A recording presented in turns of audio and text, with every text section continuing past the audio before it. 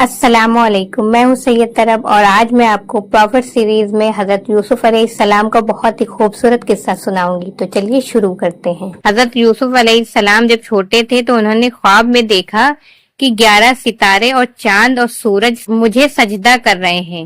انہوں نے یہ خواب اپنے ابا کو بتایا۔ ان کے ابا نے حضرت یوسف علیہ السلام کو منع کر دیا کہ یہ خواب اپنے سوتیلے بھائیوں کو نہ بتانا۔ حضرت یوسف علیہ السلام کے سوتیلے بھائیوں نے مل کر مشورہ کیا کہ ہمارے ابا جان یوسف علیہ السلام کو بہت زیادہ چاہتے ہیں اور ہم کو اتنا نہیں چاہتے، اس لیے یوسف علیہ السلام کو جان سے مار دیا جائے۔ لیکن ان میں سے ایک نے کہا کہ جان سے مت مارو، بلکہ یوسف علیہ السلام کو ایسے کنویں میں پھینک دو جس میں پانی نہ ہو۔ سب نے مل کر یہ بات طے کر لی۔ یہ سب بھائی اپنے باپ کے پاس آئے اور کہا کہ آپ یوسف علیہ السلام کو ہمارے ساتھ کھیلنے کے لیے بھیج دیں۔ ان کے باپ حضرت یعقوب علیہ السلام نے کہا کہ مجھے ڈر ہے کہ کہیں تم کھیل میں لگ جاؤ اور کوئی بھیڑیا جنگل میں اس کو کھا جائے۔ بھائیوں نے کہا کہ ہم ایک طاقتور جماعت ہیں، ایسا کیسے ہو سکتا ہے؟ آخر باپ نے حضرت یوسف علیہ السلام کو بھائیوں کے ساتھ بھیج دیا۔ بھائیوں نے ان کو ساتھ لے جا کر ایک اندھیرے کنویں میں پھینک دیا اور رات کو روتے ہوئے گھر واپس آئے اور کہا کہ ابا جان، ہم آپس میں دوڑ لگا رہے اور یوسف ہمارے سامان کے پاس بیٹھا تھا کہ ایک بھیڑیا آیا اور اس کو کھا گیا۔ ثبوت کے لیے ایک کرتا خون لگا کر باپ کو دکھایا۔ بوڑھے باپ کیا کرتے، صبر کیا، خاموش ہو گئے، لیکن بیٹے کی جدائی میں روتے رہے۔ جس کنویں میں حضرت یوسف علیہ السلام کو پھینکا تھا اس کے قریب ایک قافلہ آیا اور انہوں نے پانی نکالنے کے لیے ڈول کنویں میں ڈالا تو دیکھا کہ ایک خوبصورت لڑکا کنویں میں ہے۔ ان کو باہر نکال لیا اور جب قافلہ مصر پہنچا تو وہاں پر مصر کے بادشاہ نے ان قافلے والوں کو تھوڑی قیمت دے کر خرید لیا اور اپنی بیوی زلیخا سے کہا کہ اس کو پالو، ہو سکتا ہے کہ ہم اس کو اپنا بیٹا بنا لیں۔ حضرت یوسف علیہ السلام جوان ہو گئے، ان کی خوبصورتی، وجاہت و عقل مندی اور بڑھ گئی۔ زلیخا عزیز مصر کی بیوی ان پر فریفتہ ہو گئی اور ان کو ان کے نفس کی جانب سے پھسلانے لگی۔ ایک روز اس نے کمرے کے سارے دروازے بند کر دیے۔ حضرت یوسف علیہ السلام نے یہ حالت دیکھی تو خدا سے پناہ مانگی اور دروازے کی طرف بھاگے۔ زلیخا نے پیچھے سے آپ کی قمیص پکڑ لی جس سے قمیص پھٹ گئی۔ اس وقت عزیز مصر یعنی زلیخا کا شوہر بھی دروازے پر آ گیا۔ زلیخا نے الٹا الزام حضرت یوسف علیہ السلام پر لگایا اور اپنے خاوند سے کہا کہ یہ شخص تیری بیوی کی بے آبروئی کرنا چاہتا تھا، جس کی سزا اس کو ملنی چاہیے۔ حضرت یوسف علیہ السلام نے کہا میں بے گناہ ہوں، بلکہ یہ عورت مجھ کو پھسلانے کی کوشش کر رہی تھی، مگر خدا نے مجھ کو اس سے بچا لیا۔ آخر یہ معاملہ قاضی کے پاس پیش ہوا۔ قاضی نے حضرت یوسف علیہ السلام سے صفائی کے لیے گواہ طلب کیے۔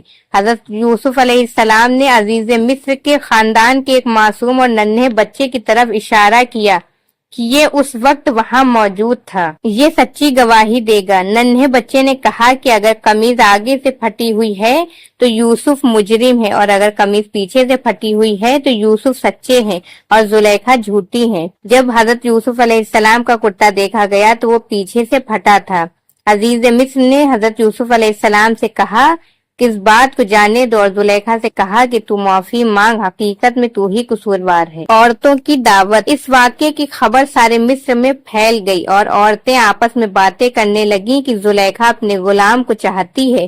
جب زلیخا کو اس کا علم ہوا تو اسے اپنی بدنامی کا خیال آیا۔ اس نے ترکیب سوچی، وہ یہ کہ اس نے مصر کی عورتوں کی دعوت کی اور سب کے ہاتھوں میں ایک ایک چھری اور ایک ایک پھل دے دیا اور اسی وقت حضرت یوسف علیہ السلام کو وہاں لے آئی۔ عورتوں نے جب حضرت یوسف علیہ السلام کے حسن و جمال اور خوبصورتی کو دیکھا تو وہ سب اپنے ہوش میں نہ رہیں اور چھریوں سے بجائے پھلوں کے اپنے ہاتھوں کو کاٹ لیا اور کہنے لگی واقعی یہ کوئی انسان نہیں، فرشتہ ہے۔ زلیخا نے ان عورتوں سے کہا وہی شخص ہے کہ جس کے لیے تم مجھے ملامت کرتی ہو، میں حقیقت میں اس کو چاہتی ہوں، اگر اس نے میری محبت کو ٹھکرا دیا تو میں اس کو قید کرا دوں گی۔ حضرت یوسف علیہ السلام اور جیل۔ حضرت یوسف علیہ السلام کو جب اس کا علم ہوا تو انہوں نے اللہ تعالیٰ سے دعا کی کہ اے اللہ، تو ہی مجھ کو بچا سکتا ہے، اگر میں ان عورتوں کے فریب میں آ گیا تو میں جاہلوں میں سے ہو جاؤں گا، اس سے بہتر یہ ہے کہ تو مجھے قید خانے میں ڈال دے۔ اللہ تعالیٰ نے حضرت یوسف علیہ السلام کی دعا قبول کی اور وہ جیل میں ڈال دیے گئے۔ حضرت یوسف علیہ السلام سے پہلے جیل میں 2 قیدی اور بھی تھے، ایک شاہی باورچی اور دوسرا بادشاہ کو شراب پلانے والا ساقی۔ ان کے خلاف الزام تھا کہ انہوں نے بادشاہ کو زہر دینے کی کوشش کی ہے۔ حضرت یوسف علیہ السلام جیل میں قیدیوں کو اللہ تعالیٰ کی باتیں بتاتے رہے اور خدا کا پیغام لوگوں تک پہنچاتے رہے۔ ایک دن یہ دونوں قیدی حضرت یوسف علیہ السلام کے پاس آئے، انہوں نے کہا کہ ہم نے ایک عجیب خواب دیکھا ہے۔ ساقی نے کہا کہ میں نے دیکھا ہے کہ بادشاہ کو انگور کی شراب پلا رہا ہوں۔ باورچی نے کہا کہ میں نے دیکھا ہے کہ میرے سر پر روٹیاں ہیں اور پرندے ان کو نوچ نوچ کر کھا رہے ہیں۔ یہ خواب بیان کرنے کے بعد انہوں نے حضرت یوسف علیہ السلام سے اس کی تعبیر پوچھی۔ حضرت یوسف علیہ السلام نے بتایا کہ ساقی تو جیل سے چھوٹ جائے گا اور پھر بادشاہ کی ملازمت میں جا کر اس کو شراب پلائے گا اور باورچی کو سولی پر چڑھا دیا جائے گا اور اس کی لاش کو جانور کھا جائیں گے۔ ایسا ہی ہوا، اللہ تعالیٰ نے ساقی کو رہا کر دیا اور باورچی کو سولی ہو گئی۔ حضرت یوسف علیہ السلام ان کے بعد بھی سالوں جیل میں رہے، لیکن کسی کو ان کی رہائی کا خیال نہ آیا۔ اتفاقاً ایک مرتبہ مصر کے بادشاہ نے خواب میں دیکھا کہ 7 دبلی گائے 7 موٹی گایوں کو کھا رہی ہیں اور 7 ہری اور 7 سوکھی ہوئی بالیں دیکھیں۔ بادشاہ نے اپنے درباریوں سے اس کی تعبیر پوچھی، مگر کوئی بھی صحیح جواب نہ دے سکا۔ اس موقع پر ساقی کو یاد آیا کہ اس نے اپنا خواب حضرت یوسف علیہ السلام سے پوچھا تھا اور آپ کا جواب بالکل صحیح ہوا تھا۔ اس نے کہا کہ جیل میں ایک شخص ہے جو خواب کی صحیح تعبیر بیان کرتا ہے۔ بادشاہ سے، جس کو عزیز مصر کہتے تھے، اجازت لے کر وہ جیل گیا اور حضرت یوسف علیہ السلام سے سارا واقعہ بیان کیا۔ حضرت یوسف علیہ السلام نے فرمایا کہ اس خواب کی تعبیر تو یہ ہے کہ 7 سال ملک میں خوب غلہ پیدا ہوگا اور 7 سال سخت قحط پڑے گا، اور پھر ایک سال آئے گا جس میں خوب بارش ہوگی اور غلہ ہوگا۔ جب اس شخص نے بادشاہ کو جا کر یہ خبر سنائی تو اس نے کہا کہ حضرت یوسف علیہ السلام کو بلایا جائے۔ جب وہ دوبارہ حضرت یوسف علیہ السلام کے پاس گیا اور بادشاہ کا پیغام سنایا تو آپ نے فرمایا، ان عورتوں کا کیا حال ہے جنہوں نے اپنے ہاتھ کاٹ لیے تھے؟ بے شک میرا رب ان کے مکر و فریب سے واقف ہے۔ بادشاہ نے ان عورتوں کو بلا کر پوچھا تو انہوں نے کہا کہ ہم نے حضرت یوسف علیہ السلام میں کوئی برائی نہیں دیکھی۔ یہ دیکھ کر زلیخا بولی کہ اب جب حق ظاہر ہو گیا ہے، سچ بات یہ ہے کہ میں نے ہی حضرت یوسف علیہ السلام کو برگلایا تھا اور وہ بالکل سچا ہے۔ حضرت یوسف علیہ السلام بادشاہ بن گئے۔ حضرت یوسف علیہ السلام جب جیل سے رہا ہو گئے تو بادشاہ نے حکم دیا کہ یوسف کو عزت کے ساتھ بلایا جائے، میں شاہی خدمت ان کے سپرد کر دوں گا۔ حضرت یوسف آئے اور بادشاہ سے بات چیت کی۔ حضرت یوسف علیہ السلام نے کہا کہ مجھ کو شاہی خزانے کا وزیر مقرر کیجیے، میں اس کی بہتر حفاظت کروں گا۔ بادشاہ نے منظور کیا اور انہیں شاہی خزانے کا وزیر مقرر کر دیا۔ آخر کار وہ قحط کا زمانہ آ گیا جس کا بادشاہ نے خواب دیکھا تھا، اور اس کا اثر اس جگہ بھی پہنچا جہاں حضرت یوسف علیہ السلام کے والد اور بھائی بھی رہتے تھے۔ چنانچہ حضرت یعقوب علیہ السلام نے اپنے بیٹوں کو غلہ لانے کے لیے مصر میں حضرت یوسف علیہ السلام کے پاس بھیجا۔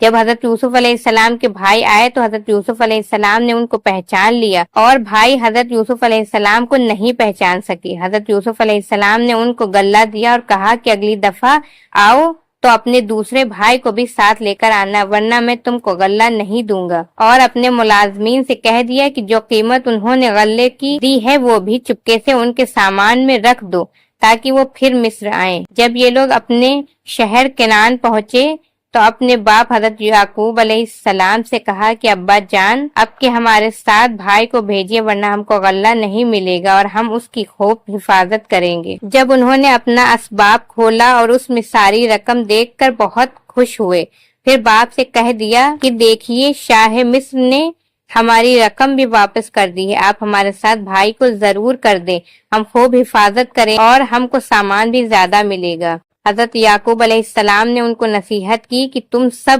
ایک دروازے سے داخل مت ہونا۔ سب علیحدہ علیحدہ دروازوں سے داخل ہوئے تو حضرت یوسف علیہ السلام نے اپنے سگے بھائی بنیامین کو بتایا کہ میں تمہارا سگا بھائی ہوں اور میں تم کو اپنے پاس رکھوں گا۔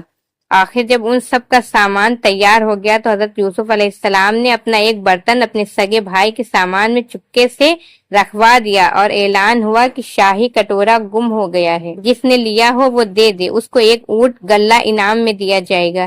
سب بھائیوں نے انکار کیا۔ بادشاہ کے آدمیوں نے کہا کہ جس کے سامان سے نکلے اس کو روک رکھیں، اس کی یہی سزا ہے، ہمارے ملک کا بھی یہی قانون ہے۔ پھر تمام بھائیوں کی تلاشی لی گئی، آخر میں یامین کے سامان میں سے وہ کٹورا نکلا۔ اس طرح حضرت یوسف علیہ السلام نے اپنے بھائی یامین کو اپنے پاس روک لیا۔ بھائیوں نے دیکھا تو کہنے لگے اس کا بھائی بھی چور تھا۔ حضرت یوسف علیہ السلام نے سب کچھ سنا اور خاموش رہے۔ اب سب بھائیوں نے مل کر حضرت یوسف علیہ السلام سے درخواست کی کہ اس کا باپ بہت بوڑھا ہے، اس پر رحم کھا کر اسے چھوڑ دیجیے اور اس کی جگہ ہم میں سے کسی کو پکڑ لیجیے۔ حضرت یوسف علیہ السلام نے فرمایا اللہ کی پناہ، جو چور کو چھوڑ کر بے گناہ کو پکڑ۔ جب یہ لوگ بالکل مایوس ہو گئے تو سب نے مل کر مشورہ کیا کہ اب کیا کرنا چاہیے۔ تو سب سے بڑے نے کہا تم نے اللہ کی قسم کھا کر اپنے باپ کو یقین دلایا تھا کہ اس کو ضرور واپس لاؤ گے، پھر یوسف کے ساتھ ہم نے جو حرکتیں کی وہ تم سے چھپی نہیں، اس لیے میری تو ہمت نہیں کہ باپ کو منہ دکھاؤں یا خود حاضر ہونے کی اجازت دیں، یا اللہ کوئی دوسری صورت پیدا کر دیں تو اور بات ہے۔ تم لوگ جاؤ اور جو کچھ ہوا ہے ٹھیک ٹھیک اپنے باپ سے بیان کر دو۔ اگر وہ اپنی تسلی کرنا چاہیں تو اس گاؤں کے لوگوں سے پوچھ لیں کہ جہاں ہم ٹھہرے تھے، اور اس قافلے سے معلوم کر لے جس کے ساتھ ہم آئے ہیں۔ اس مشورے کے بعد یہ لوگ گھر پہنچے اور والد صاحب کو تمام قصہ سنائے۔ انہوں نے سنتے ہی فرمایا تمہارے دلوں نے یہ بات گڑھ لی ہے، بہرحال صبر اچھا ہے، امید ہے کہ اللہ ہم سب کو ایک جگہ جمع کر دے گا، وہی خوب جانتا ہے کہ یہ کیا ہو رہا ہے۔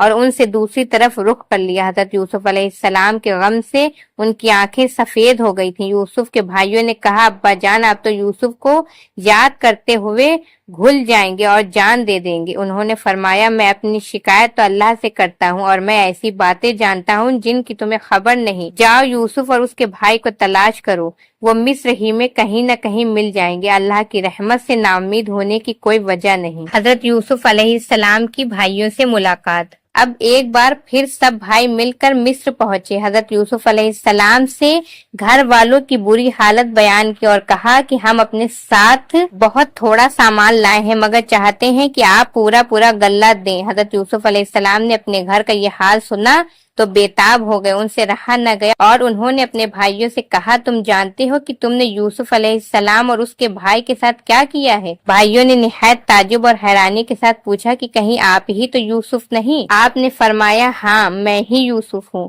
اور یہ میرا بھائی ہے، اللہ نے ہم پر بڑا احسان کیا، بے شک جو شخص نیک زندگی بسر کرتا ہے اور صبر سے کام لیتا ہے اللہ اس کا بدلہ دیتا ہے۔ جب تمام بھائیوں کو یقین ہو گیا کہ جس کے دربار میں ہم اس وقت کھڑے ہیں ہمارے بھائی یوسف ہیں تو سب نے مل کر اپنے گناہوں کا اقرار کیا۔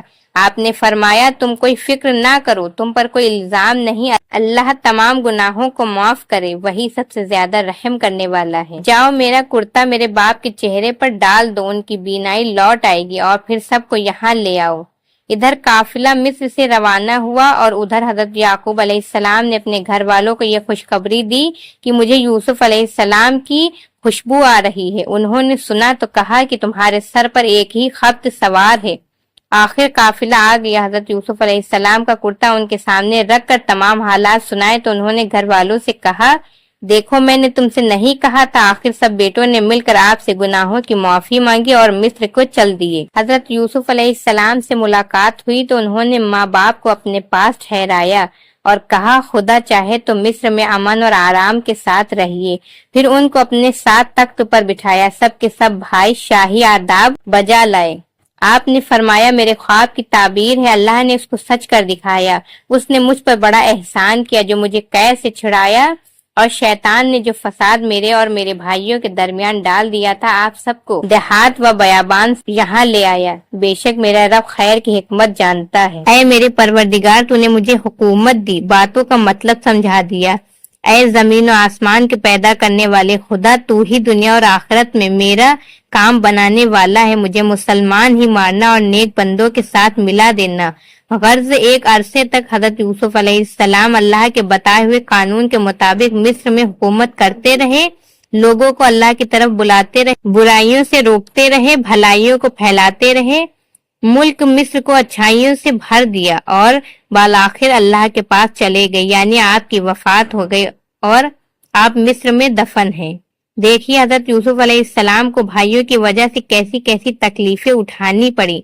अंधेरे कुएं में रहे, गुलाम बने, जेल खाने में रहे, लेकिन जब ये सब अल्लाह की आजमाइशें पूरी हो गई और अल्लाह पाक ने उनको मिस्र का बादशाह बना दिया, तो भाइयों से कोई बदला नहीं लिया, बल्कि अल्लाह ताला से उनके गुनाहों की माफी के लिए दुआ की और खुद भी माफ कर दिया। हमें भी भाइयों के साथ यही करना चाहिए। कुरान शरीफ में एक जगह है जिसका मतलब ये है कि अगर तुम्हारे साथ कोई ज्यादती करे और तुम उसके बदले उसके साथ नेकी और भलाई करो तो वो दुश्मन तुम्हारा हकीकी दोस्त बन जाएगा। अल्लाह हम सबको ऐसी ही तौफीक दे। तो कैसा लगा आपको यूसुफ अलैहिस्सलाम का किस्सा, कमेंट करके जरूर बताएं और मिलते हैं नेक्स्ट वीडियो में हजरत शुएब अलैहिस्सलाम के किस्से के साथ।